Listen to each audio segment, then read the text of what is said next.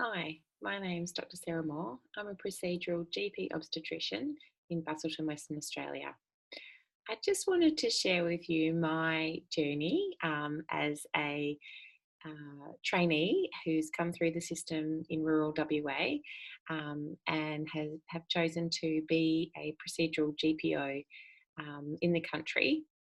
So I guess my journey began back when I was a fifth year medical student and I was in Kalgoorlie doing my obstetrics and gynecology and GP terms. And I guess I just fell in love with looking after women in their hometown during their birth and postnatal period. And I guess I had wonderful mentors. So Dr. Phil Reid was a GP obstetrician who supervised me in Kalgoorlie, and I guess really just opened my eyes to the opportunities available in this career. I guess as a junior doctor, exposure to obs and gynae was sort of limited in my intern and RMO years, but I went up to Darwin as a PGY3 and did a 3-month term in obstetrics and gynecology there, and again was introduced to some wonderful mentors and really felt like I was at home on the obstetrics ward. So I returned to Kalgoorlie actually to do my GP training, again under the supervision of Dr. Phil Reid and also Dr. Andrew Kirk. And although I wasn't doing procedural GP obstetrics, I did a lot of antenatal, postnatal care and supported Phil and Andrew with their patients. And got a sense that this really was the career path for me. I then went up to Kununurra and worked at the Ord Valley Aboriginal Health Service there and looked after a lot of Aboriginal women in their pregnancies and decided that I actually needed to go back and get my diploma of obs and gynae so that I could actually do the complete care from antenatal through the intrapartum and then postpartum period. So I returned to Perth and worked at King Edward and Osborne Park hospitals and successfully completed my logbook in 6 months. And then fortunately Rural Health West had started offering mentoring scholarships. And I approached Dr. Mostyn Hamdorf in Dunsborough, who agreed to take me under his wing as his mentee. And I moved to the southwest where I continued my GP training while putting my obstetrics procedural skills into practice. And with both Mostyn and Dr. Peter Jimby's supervision, I was able to continue practicing obstetrics while doing my GP training.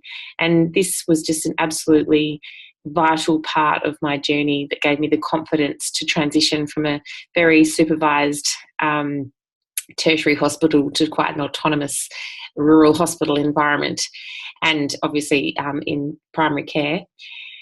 And I guess from there, I decided I wanted to take a bit of time out, do some travelling, and then I moved up to Broome for 12 months to do follow my passion in Aboriginal health. And fortunately, I was able to keep up my obstetrics skills at the hospital there, and I was supported by Dr. David Atkinson and also Dr. Sue Phillips, who allowed me to do some on-calls at the hospital, which was remunerated through Kimberley Aboriginal Medical Service, which was really important to me because I then went on maternity leave and had my first daughter, Alice, and so I had a bit of time away from obstetrics. But then my husband and I moved back to the southwest, and I approached Mostyn and Peter, and they said, yes, we'd love you to come back and work with us. So I recommenced doing procedural obstetrics in Busselton.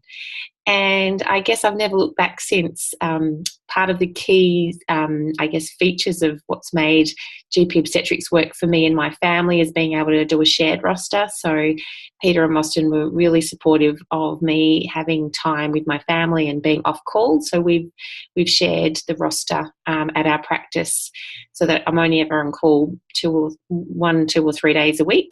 And then we have a shared roster on the weekends as well in the town. So I mean, at some points it's been up to 1 in 4 weekends. It's currently 1 in 8, which is incredibly manageable.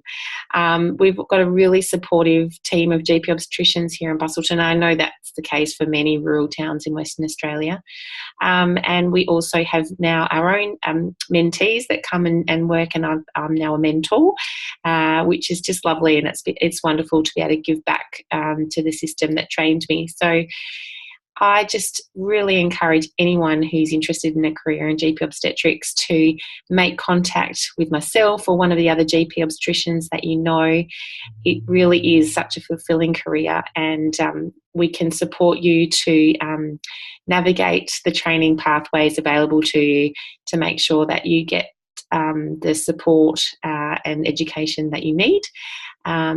And yeah, GP obstetrics is not dead. It's a very viable career to choose and to pursue. So I really encourage you to ask questions and get the information and support that you need if it resonates with you. I look forward to hearing from you.